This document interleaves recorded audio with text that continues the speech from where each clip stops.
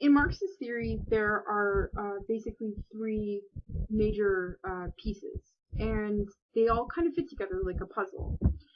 So we'll look at these as being interrelated, and I'll spend most of the time talking about the second one.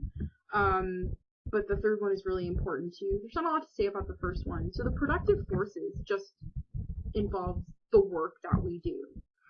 And it's important to understand that this doesn't just entail like the process of working. So if I am a telemarketer, it's not just me like talking on the phone to people and typing things into a computer, but it also includes the material resources that we use to do the work. So I work in a factory, I work in a bomb shelter, I work in an office building with a bunch of cubicles.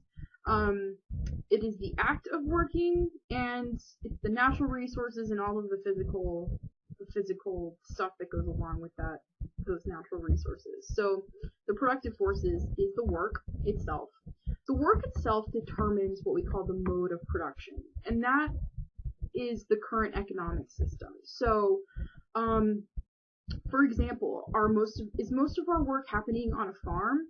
That's going to determine that we are not in capitalism, right? Because capitalism has this industrial element to it, right? So we're probably in a feudal system or a slaveholding society. Are we working in factories? Are we working in, tech companies? Well, we're probably not in a feudal system then, right? And then, so that economic system determines what we call the ideological superstructure of society. I alluded to this before, but the superstructure is this vast network of government and laws and politics, religion, art, literature, everything that we consume is in some way tinged by the current economic system. So what I'm going to talk about first is the productive forces, and all we're really dealing with are material resources and tools and the work. So the actual labor and the way that we do the work. So am I working on an assembly line in a Ford plant? Or am I working in a logging facility where we're using trees to make paper or something like that? Now, it's important to understand that the productive forces can change all of the time. We change these when there are new discoveries and inventions. So electricity allows us to work at night now, whereas before you had to stop working when the sun went down. Now we can light buildings and work overnight shifts. When we conquest other countries and colonize their lands and get more natural resources, our productive forces can change too. And Marx wants to hold that the productive forces under industrial capitalism have ultimately generated the worst situation for the majority of the people. Marx knows this because his friend Engels has factories. He owns factories. And Marx is writing during the Industrial Revolution. So you see these new technologies like the steam engine totally changing the nature of work. And here we see just really terrible work environments like coal mines and factories. You see child labor, right? Little 10-year-olds working 14-hour days because there are no laws about them having to go to school. And you see this gap widening between the people who own the factories and the people who own what we call the means of production, right? And the laborers who don't have any stake in what they produce. So Marx kind of sees all these conditions happening when the Industrial Revolution is sort of in its heyday. And he's like, this is what capitalism entails? This is terrible for so many people. Again, I don't have a lot to say about the forces of the productive forces because it's pretty self-explanatory, but I will spend a lot of time on the mode of production. So again, we're talking about the economic system. And an economic system, really broadly defined, means the relations between people and things. So, do I own a mill, or do I rent a mill from its owner? Or do I own the flea market, or do I rent a booth from the owner of the flea market? Do I work for a boss, or am I the boss? Am I a slave, literally, or am I a serf, right, in feudal systems? Am I an employee of a capitalist, right? So that's, we talk about economic systems, but really we're talking about relationships between people.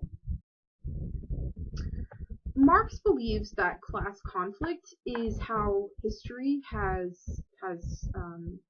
happened, basically. So when he says class conflict is the motor force of history, class conflict is what has fueled history to mosey on along. And so Marx, because he's living in industrial capitalism, spends the most time talking about industrial capitalism in the manifesto. And he tells us that where we're living right now, there is this built-in conflict between the workers and the capitalists. And that conflict is what he calls a class struggle. Now, class struggle isn't new. There's been class struggle for all of human history. Because Marx believes that the key to any society was who is the one who's doing the work and who's the one who owns the means of production, and how is that relationship organized. And it's always been this power relationship. So if you go back to slaveholding societies, you have masters and slaves. If you go back to feudalism, you have the lord who owns the serfs, right, who are tied to the land. And so this class struggle has always existed, but it intensified under capitalism.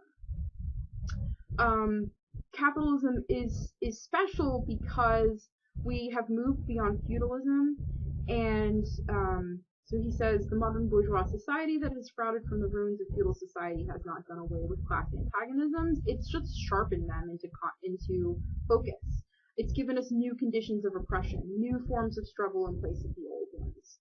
And so when he says our epic, the epic of the bourgeoisie, has simplified the class antagonisms, and society as a whole is splitting up into two great hostile camps, the bourgeoisie and the proletariat. The way you can think about these two groups is they're the haves and the have-nots.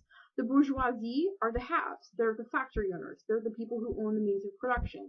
The proletariat are the have-nots. They're the people who are doing all the work in the factories. So there's this class struggle, this power relationship between the capitalists and the workers. Now, it's really important to understand that although Marx has a negative view of capitalism is a necessary stage of history. We will never achieve communism without going through capitalism. It's sort of like we're just kind of unlucky enough to have to live under a capitalist system. So capitalism has done a few good things for us. It's created wealth, right? Typically, we're better off now than we ever have been before.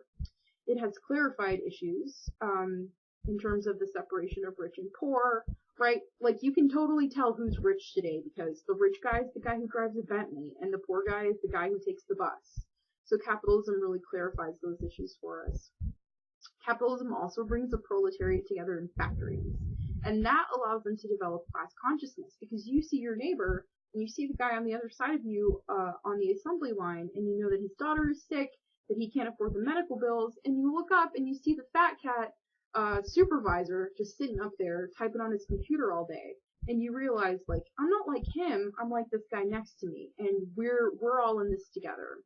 Capitalism also gets rid of feudal ties. So, like, in theory, you could become rich, right? You could become Andrew Carnegie and build yourself up from nothing, but that's in theory. It never happens that way.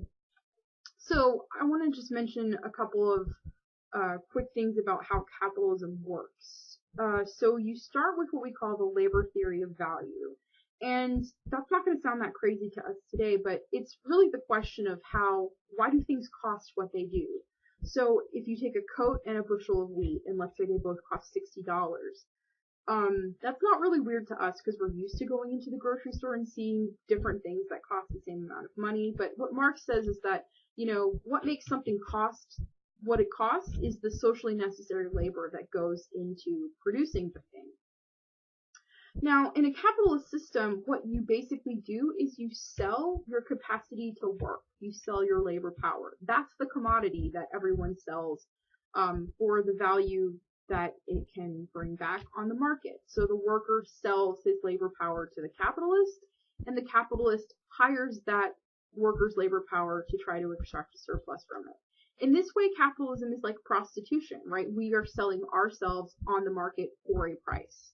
And the person who's doing the kind of work that's valuable is going to get the higher price, etc., etc. Here's the problem, though. in industrial capitalism, we're making things with machines, right? And that means that the products require less time for production and are therefore worth less. So the code that used to be worth $60, because that's what socially necessary labor it took to produce the code, now is worth $10. So stuff is worth less, and in any capitalist society, when we talk about surplus value, what we're talking about is the difference between the amount of labor that's needed to produce the product and the cost of maintaining the labor. So I'll draw this out for you in kind of a sketchy way. In pre-industrial times, the worker himself got to keep all of the profit, all of the surplus. So let's say that it took you 8 hours to create some kind of gadget, and you get to sell it for $80. You subtract the material and the time, and then you get to keep whatever's left over. It doesn't work that way under industrial capitalism, because now you can make 10 products in 8 hours, and the products sell for $10 each. So the value of it is $80, but you're talking about more products here. And you don't own, you have to basically rent, you've sold your labor power on the marketplace, so you get paid $2 a day. The capitalist deducts $12 a day to maintain the materials and machinery, and so the surplus value is $66, and instead of that going to the worker, it goes to the owner of the means of production, who is the capitalist. So Marx talks about this, where he says the laborers sell themselves piecemeal, they are a commodity, like every other article of commerce. We are constantly exposed to the vicissitudes of competition and to all the fluctuations of the market. Moreover, we are just pieces of machinery now. So Marx says the work of the proletarians has lost all individual character and consequently all charm for the workman. He becomes an appendage of the machine.